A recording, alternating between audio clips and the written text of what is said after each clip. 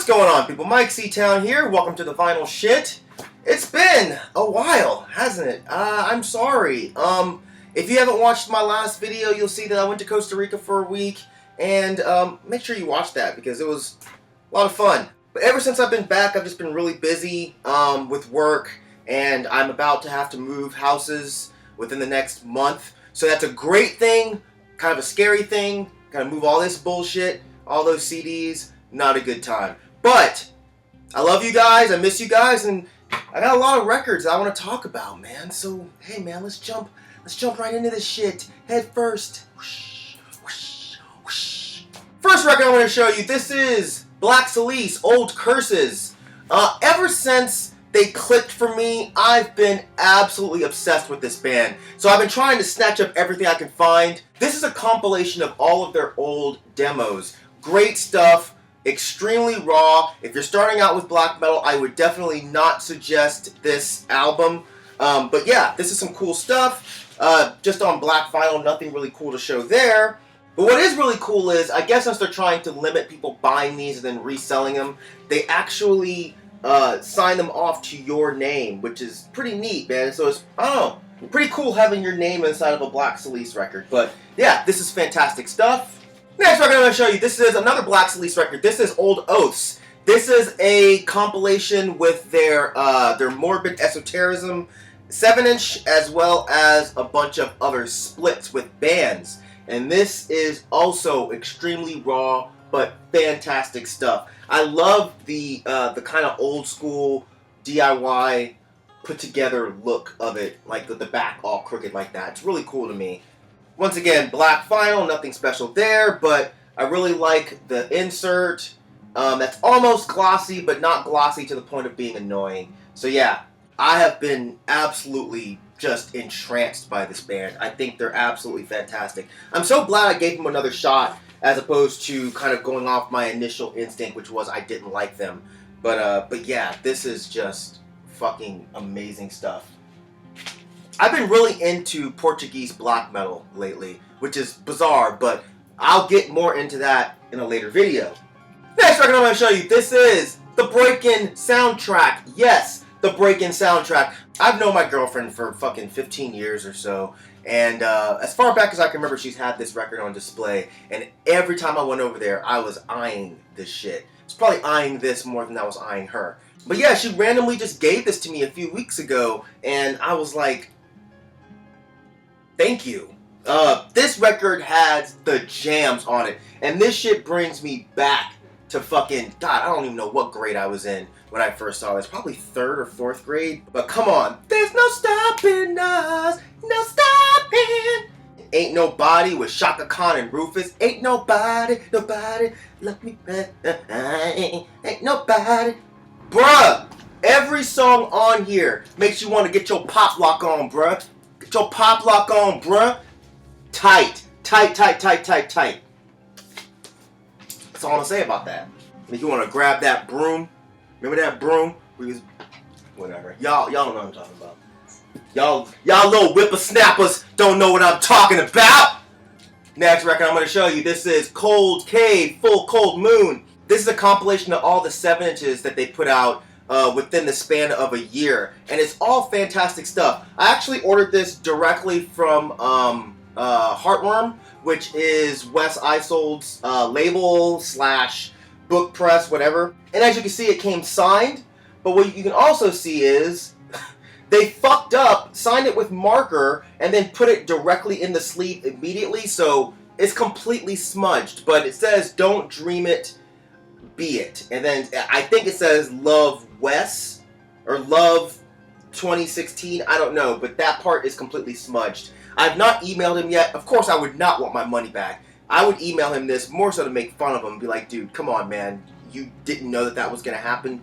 Common sense. But yeah, I love Cold Cave. I love this record. I love all of these songs. I have most of these 7-inches already in their individual form, so I had to get this. And it comes with this great insert here. This would make such a cool poster, but yeah, awesome stuff. It's on black vinyl, nothing really to show you there. So yeah, I believe you can still grab this for, I think it was like 20 bucks or so. It's pretty cheap.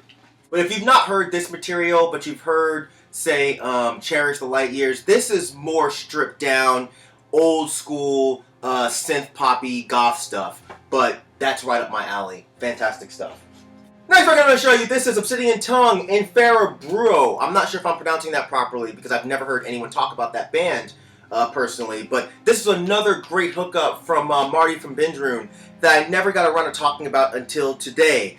Two bands I'd never heard of before this record, but they are both fucking rad. Obsidian Tongue, they're more of an atmospheric black metal band with some nice cleans mixed in.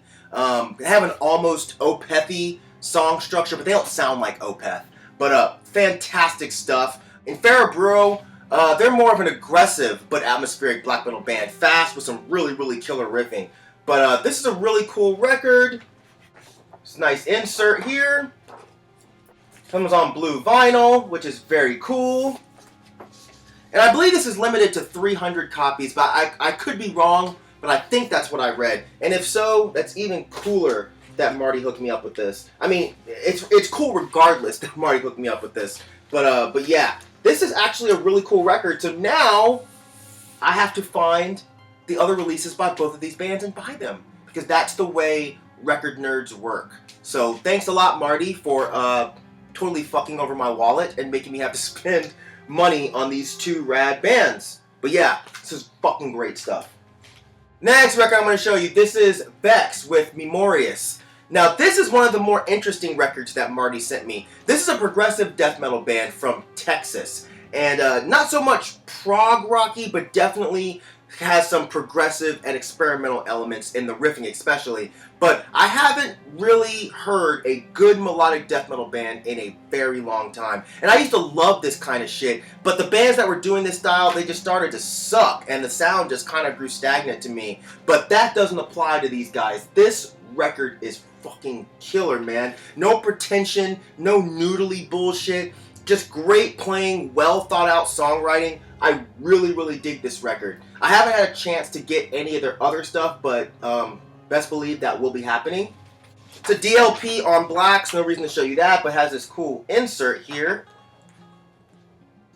Yeah.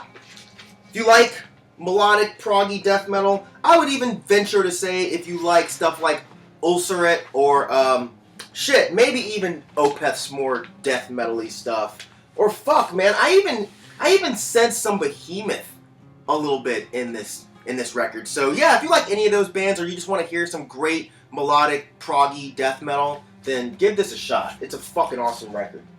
Next three records I'm going to show you, they're all by the same band and they're all 7 inches. So if you don't like 7 inches, unlike your mama does, go ahead and click this off. Alright, the first 7 inch I'm going to show you, this is Inkwell by Design. Inkwell was a great screamo band from Atlanta, and I'm talking about good screamo, not the bullshit that they started labeling screamo well after screamo was played out.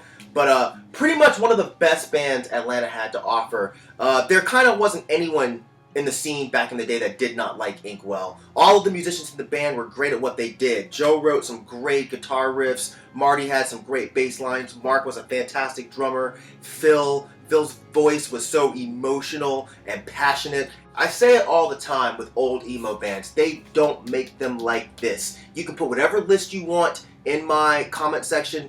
They do not make emo bands like this anymore. This shit is great, man.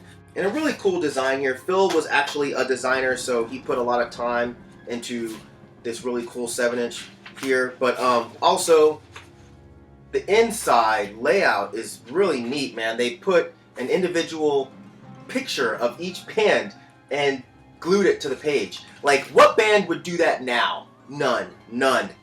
Because this was real emo, alright? Next record I'm going to show you, this is Inkwell's Shine So Bright 7 inch. One of my favorite songs, Shine So Bright. And your eyes, they shine so bright! Good stuff. Very detailed packaging here that you kind of have to take apart. But yeah, there's this.